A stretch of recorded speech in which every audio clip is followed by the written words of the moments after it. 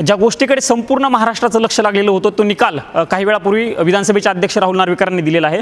सिद्धार्थ शिंदे आहेत माझ्यासोबत। सिद्धार्थ सर, केस तुम्ही पहिल्यापासून बघितलेली आहे, निकालाकडे कसं बघता? कारण 6 मुद्द्यांमध्ये हा निकाल राहुल नार्वेकरांनी वाचून दाखवलेला आहे। बघा, 6 त्यांनी पिटिशन्स ग्रुपमध्ये डिवाइड केले होते, 6 पिटिशन्स, 6 ग्रुप्स। आता त्यांनी सगळ्यांनाच ह्याच्यात 6च्या 6 पिटिशन डिसमिस केल्यामुळे सगळेच पात्र आहेत।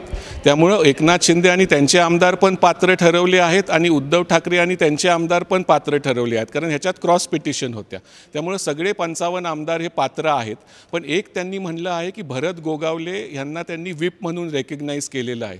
तर उद्या जर भरत गोगावलेंनी उद्धव बाळासाहेब ठाकरेंच्या आमदारांविरुद्ध व्हिप बजावला तर त्यांना तो लागू होईल, आणि जर तो लागू त्यांनी तो जुगारला व्हिप तर त्यांना परत डिस्क्वालिफिकेशनला सामोरं जाऊ शकतं। तर आता ह्या निर्णयामुळं उद्धव ठाकरेंच्या आमदारांकडे एकच पर्याय आहे की ते सुप्रीम कोर्टात जातील ह्याच्या विरुद्ध लगेचच, किंवा मग त्यांना एकनाथ शिंदेंचा ग्रुप जॉईनच करावा लागेल। जर सुप्रीम कोर्टात आले तर सुप्रीम कोर्ट यावरती काय निर्णय देऊ शकते, किंवा सुप्रीम कोर्टातली प्रोसेस कशी असू शकते? सुप्रीम कोर्टात ते स्थगिती मागतील या निर्णयावर, पण ह्याच्यात स्थगिती मिळणं अवघड होईल, कारण कोणच अपात्र तसं ठरलेलं नाहीये। ह्याच्यात परत 5 ते 6, 8 महिने किंवा वर्ष पण लागू शकतं, पण तोपर्यंत आपले इलेक्शन येतील। त्यामुळे उद्या जरी भरत गोगावलेंनी काही कारणास्तव व्हिप बजावला उद्धव बाळासाहेब ठाकरेंच्या आमदारांवर, तर त्यांना तो जर जुगारला त्यांनी तर परत त्यांच्यावर डिस्क्वालिफिकेशनचे प्रोसिडिंग्स नव्याने सुरू होतील।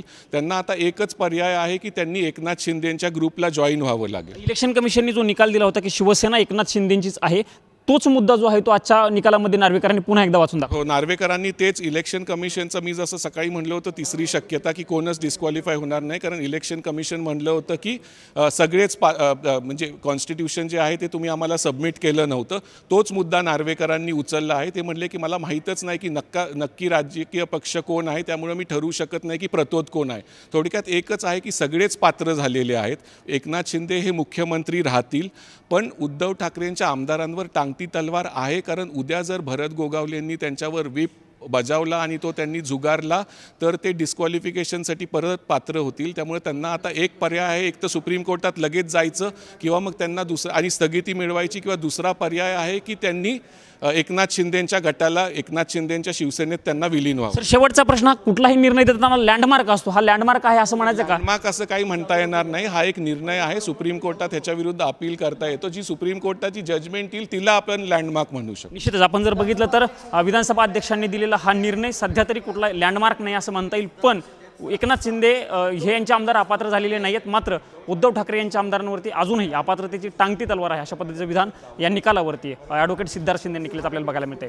कॅमेरामन राजू गौतमसह मी प्रमोद जगताप, साम टीव्ही न्यूज, नवी दिल्ली। देश विदेशातील प्रत्येक घडामोडींचे लाईव्ह अपडेट मिळवण्यासाठी आता साम टीव्हीच्या सर्व सोशल मीडिया प्लॅटफॉर्मला लाईक, फॉलो आणि सबस्क्राईब करा। तसंच सर्व नोटिफिकेशनसाठी बेल आयकॉन प्रेस करायला विसरू नका।